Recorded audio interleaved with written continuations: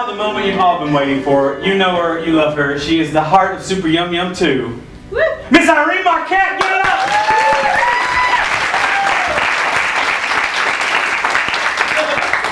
Hey everybody.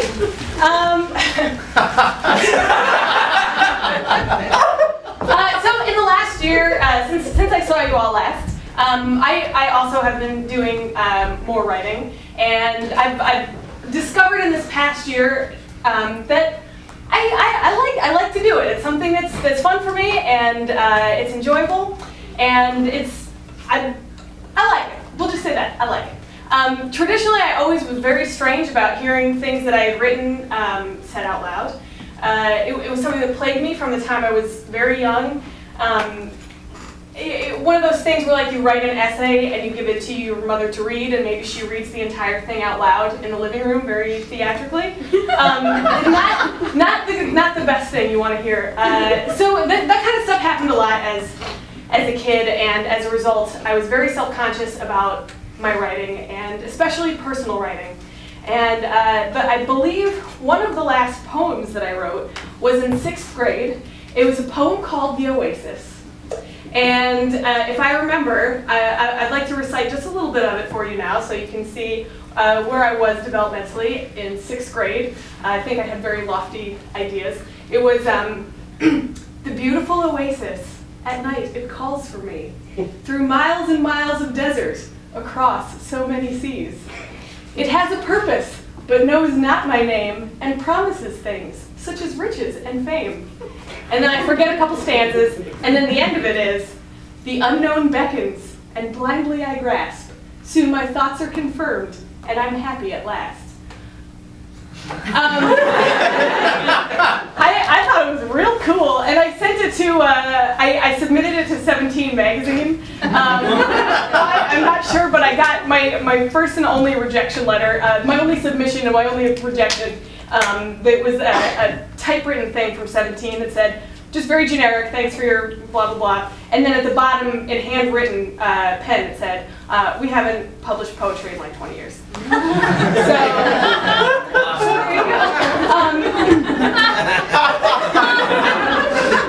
So that's fun. And then I gave it a couple more shots in high school, a lot of like moody, you know, I think I'm a poetess sort of thing, that is extremely embarrassing. I found a book of it recently and tore out all the pages and threw it away.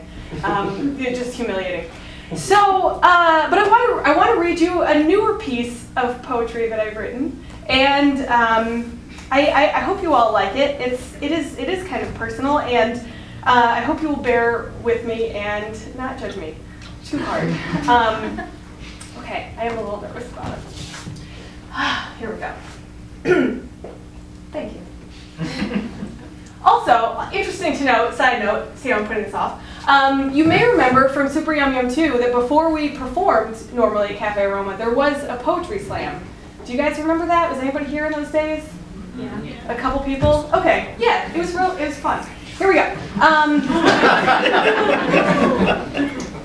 We've been out here for years, cold, dark, and silent, floating through this endless sea of diamonds draped on black velvet, eternal night, we are the last.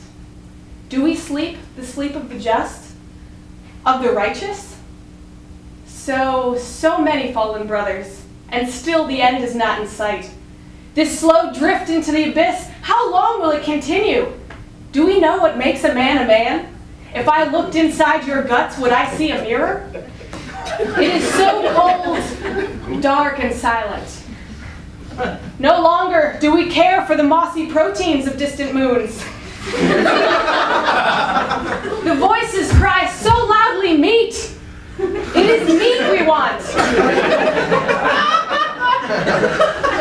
And the question, always this question, could you eat a Cylon Raider if you were starving? Logistically and philosophically, could you do it? In abundance, these mighty birds do drop, sent to rot in space until their spirits resurrect. Could you eat a Cylon Raider if you were starving? Some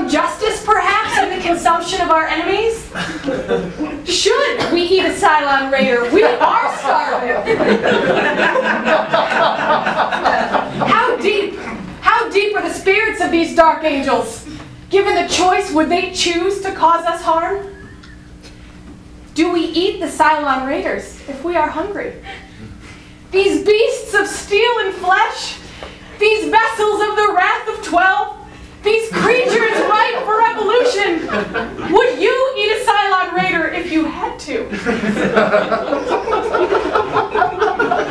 We've come so far, through our numbers, though our numbers shrink, and I assure you, man's redemption will not be found on Kobol. Nor on that other mythic planet. You know which one. Our redemption will be found here, on this ship, in our hearts and in our actions.